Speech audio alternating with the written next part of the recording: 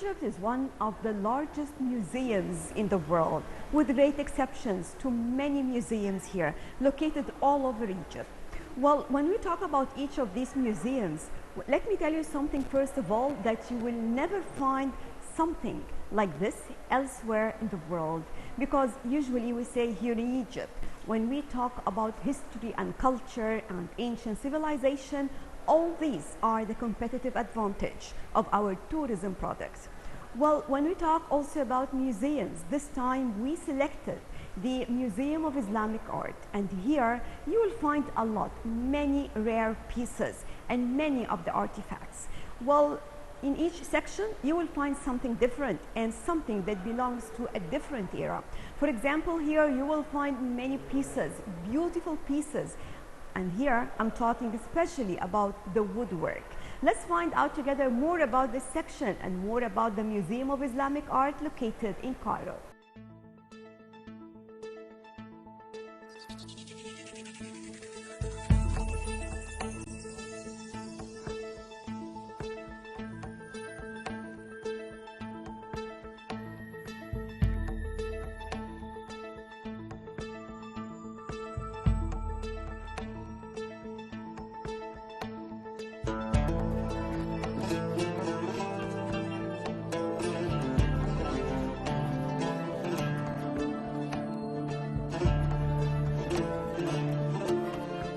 The Museum of Islamic Art is a masterpiece on its own, as most of its displays, if not all, are considered as rare collection that can never be found elsewhere.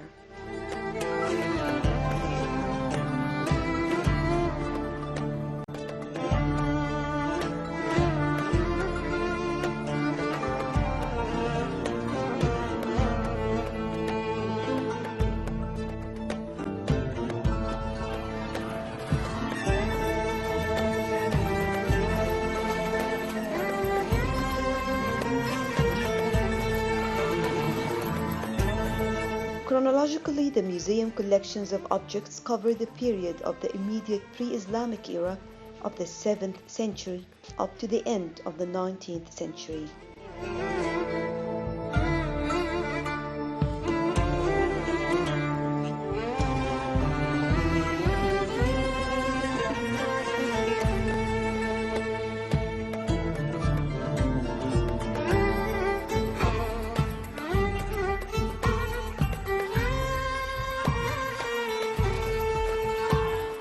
The main hall, it contains the basics of Islamic civilization. The first important one, Al Quran, the Muslim holy book. This copy, considered the oldest and complete copy of Quran in Egypt, was produced in 8th century, was written by simple Kufic inscription by brown ink on parchment, and there are red dots on the letter to help a new Arab learner to pronounce the Quran as it revealed. And here, this is the second thing, Arabic language. Muslim very proud because Quran dictated by Arabic language. So they decorate everything around them by Arabic scripture. And Arabic scripture became one of the major art in Islamic civilization. This is mosque lamp, one of the lighting tool, back to Mamluk era, decorated with Arabic scripture, Naskh scripture, decorated with verses of Quran from Surah An-Nur. This particular part of Quran talks about light.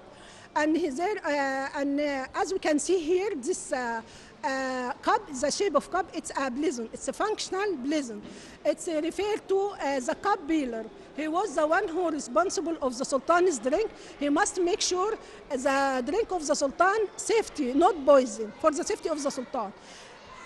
Every kind of lighting tools was lightened with different kind of oil, like almond oil, flaxseed oil, olive oil. Any one of these oil, when it burns, it gives you an aromatic smell. And here, this is astronomy or reading the sky. Astronomy was a Greek science where Muslims learned it from them and developed it too. This group of astronomy tools, Muslims need these tools to determine Al-Qibla, the direction of Mecca, because when when Muslim pray, he must face Al-Qibla. If Al-Qibla this way, we must face this way. And also need to determine the lunar months, Al-Eid, Hajj season, and the most important astronomer was a woman named Maryam al-Istilabiya. She lived in 10th century, and she learned astronomy from her father. He was a star maker. Maryam al-Istilabiya became one of the role model to old and new generation until now. And this is door considered the largest door covered with all this amount of silver. Back to Muhammad Ali's era, this door belonged to As-Sayyida Zainab's mosque, one of our Prophet Muhammad's family. So we love her and we honor her. And the artisan left his signature in the front of the door. He was Jewish. Yahuda Aslan lived in Muslim society with harmony and love. And here, this is compass, wooden compass, covered with lacquer, back to Ottoman era, decorated in the center with the shape of Al-Kaaba. And here, the other part decorated with a map. This map contains the countries which Islam is buried in. And the lower part decorated with the name of this part, of this country. And here, this is copy of Kaaba key. It's rare, it's one of kind. Back to Mamluk era, decorated with Quranic verses and belong to the Sultan Al-Ashraf Shaban ibn Hussein. This showcase talk about one of the most important religious ritual to Muslim, which Al-Hajj or pilgrimage. It's like a global conference. Thousands and thousands of people gather in one place with different cultural tongues and ask Allah for one thing, their forgiveness. His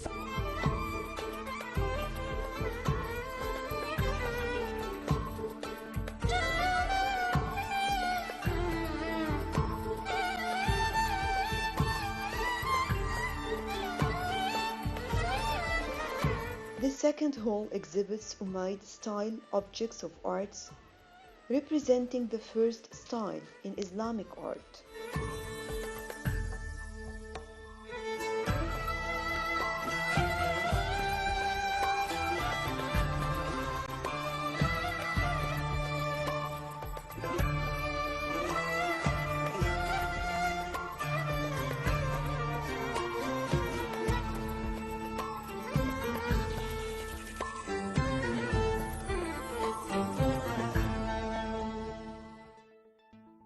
These decorative arts are relatively few. The marble pavement of the hall and the narrow arcaded shelf to the left are Ottoman.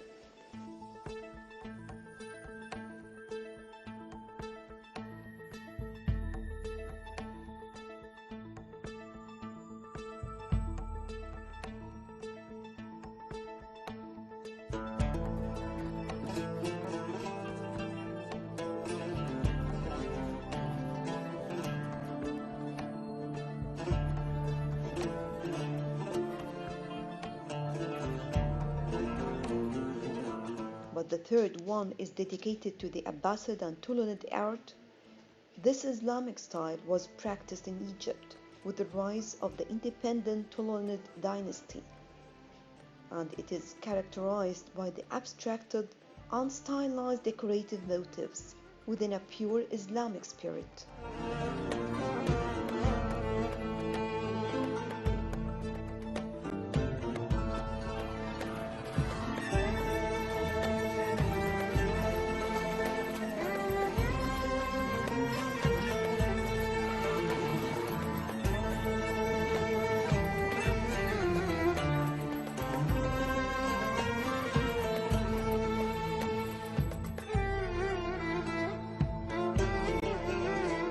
The stucco, wood panels, metalworks, textiles, glazed and luster-painted ceramics represent in depth this rich Islamic style.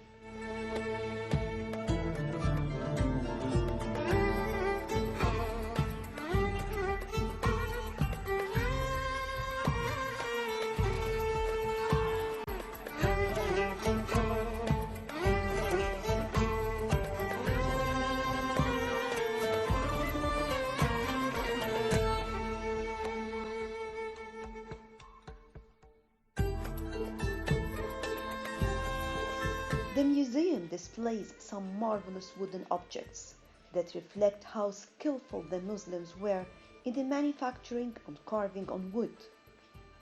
The art of wood carving has flourished greatly during the Fatimids era, when the wood was decorated and carved into two different levels, proving how skillful the artists of this period were.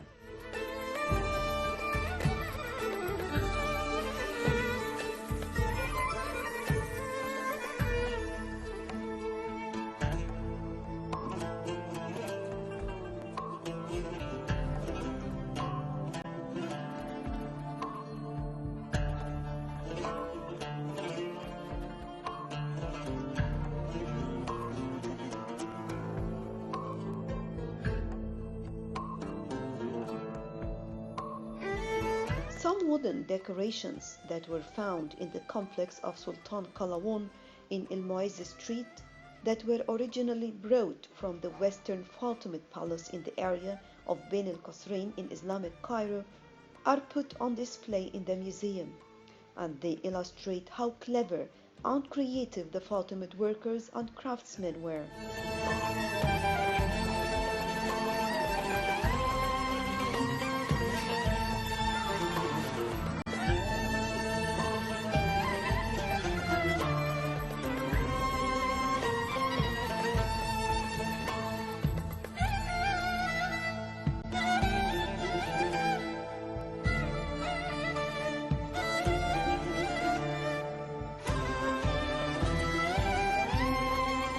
Many of the wooden objects that were manufactured during the Mamluk and Ottomans period were decorated with mother of pearl and ivory.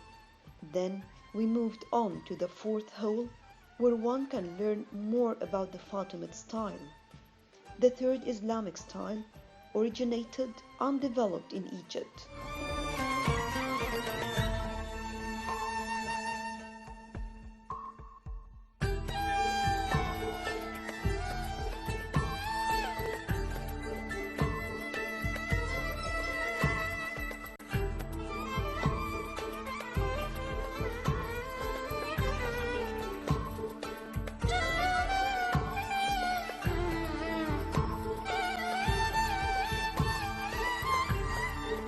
On display, we have a selection of ceramic objects decorated in luster glass according to the same technique, and rock crystals. A unique collection of Fatimid textiles, not only rare in technique but decorations as well.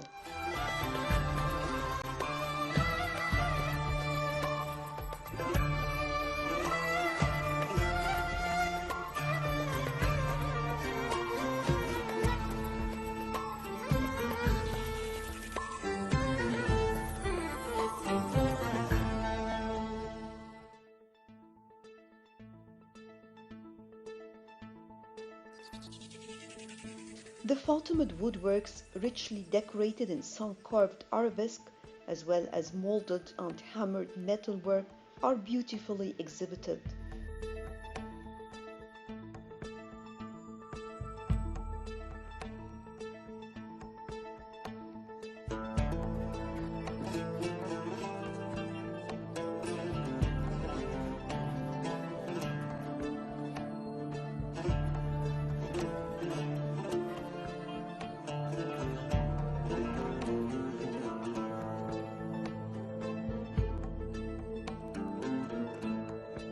To learn more about Mamluk style, just stop at the fifth hall to take a look at the Mamluk arts.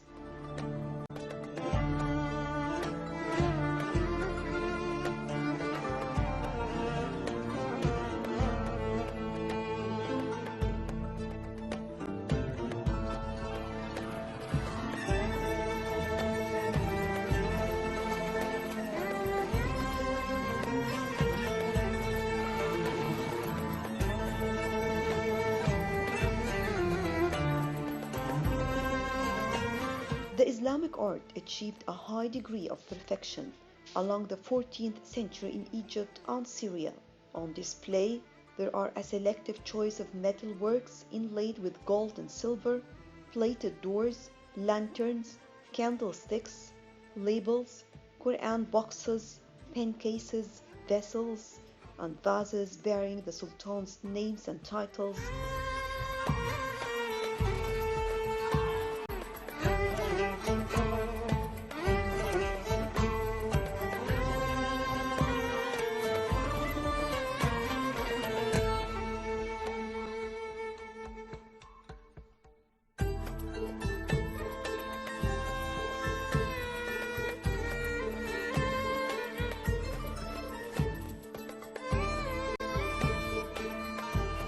A unique fountain of marble mosaics lies in the middle of the hall. Marble and stone architectural elements and blazons are exhibited on the walls of this hall. The Mamluk art began to decline in the mid-15th century.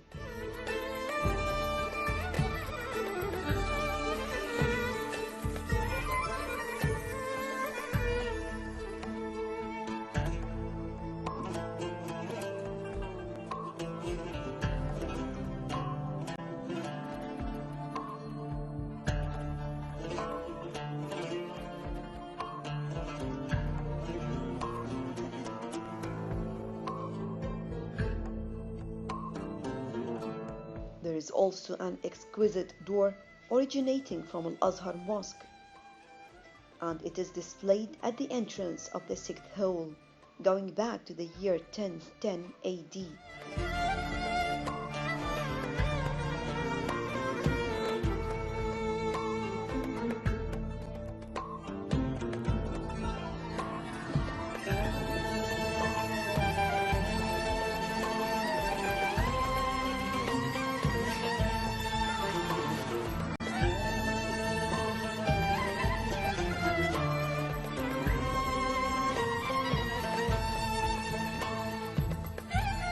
Three unique transportable mihrabs used to fix the directions of the Holy Kaaba in Mecca are on display.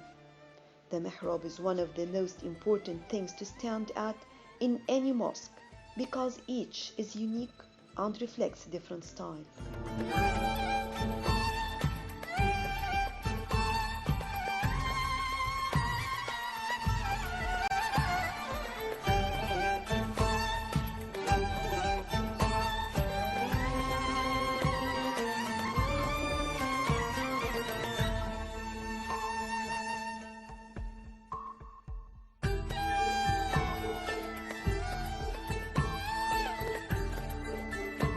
For those who are interested in old wooden objects and designs, just take a look at the Mashrabiyya's style.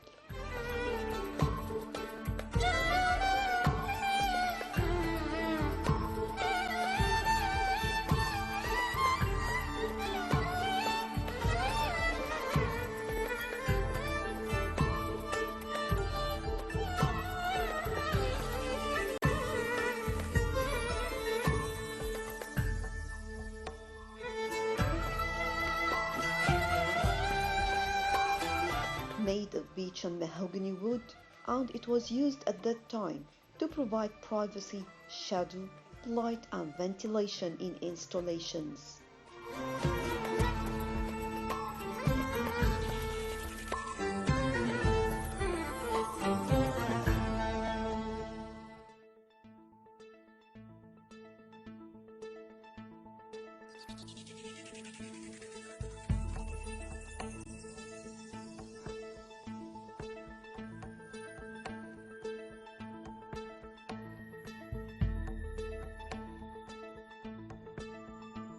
It is a type of projecting oriel window enclosed with carved wood latticework located on the second story of the building or higher, often lined with stained glass. The mashrabiyya is an element of traditional Arabic architecture used since the Middle Ages up to the mid-20th century. It is mostly used on the street side of the building, however, it may also be used internally on Sahn side.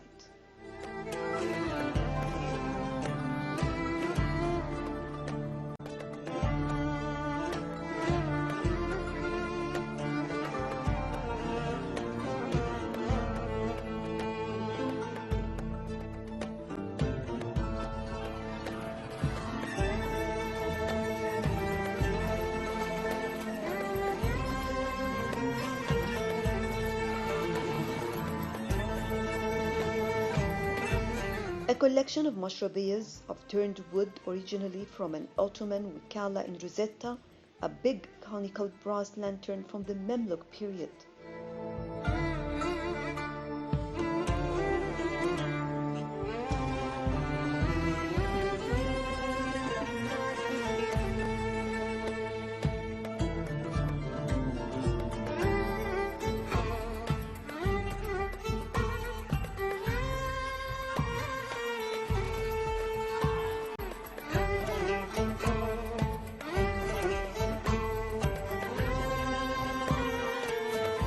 The eighth hall exhibits a rich collection of wood and ivory Ayyubid and Mamluk art on display, with wood decorative panels, mostly with calligraphic, floral and geometric carved designs. Wood panels with precise details inlaid with ivory and bone, as well as pure ivory panels and beauty aids such as wooden bone combs, cosmetic ivory boxes, Quran boxes, and two pulpits or mimbars.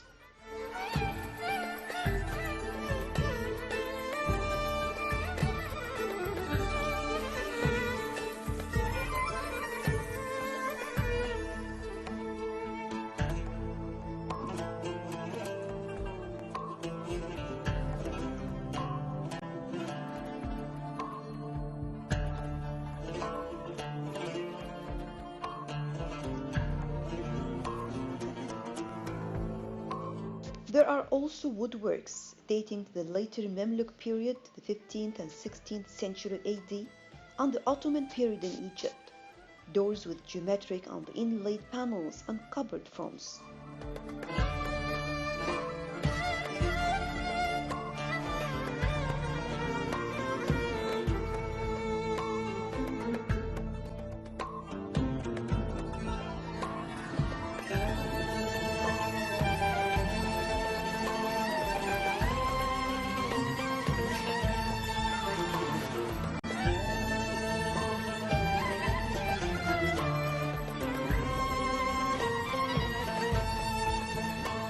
On display, a good collection of wood trinket boxes inlaid with ivory and mother of pearl, a variety of Persian metal works including different vessels, oil lamps, incense burners, mirrors and beauty aids.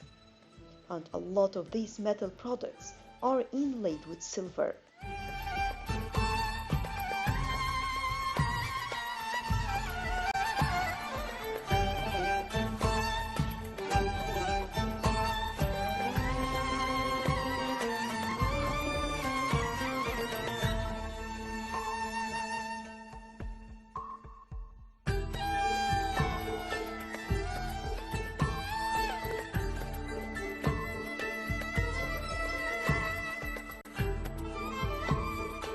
These objects reveal the development of metalwork industry in Persia during the Islamic period.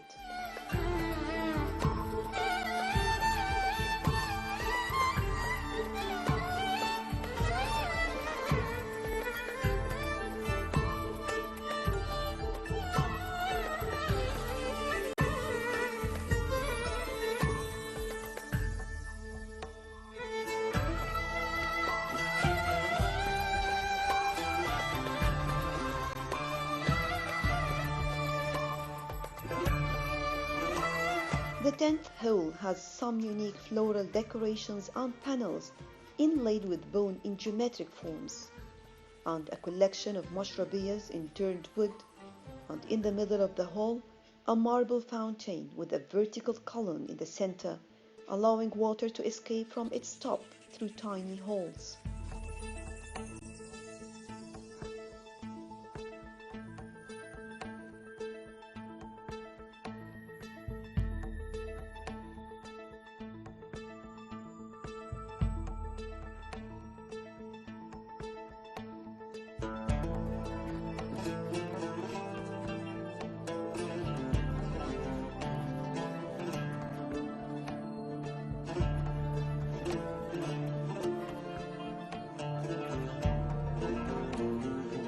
The splendors of Islamic metalwork, mostly Mamluk, are also on display. A huge wooden door at the entrance plated with brass on one side was originally from the mosque of a Fatimid minister going back to the year 1161 AD.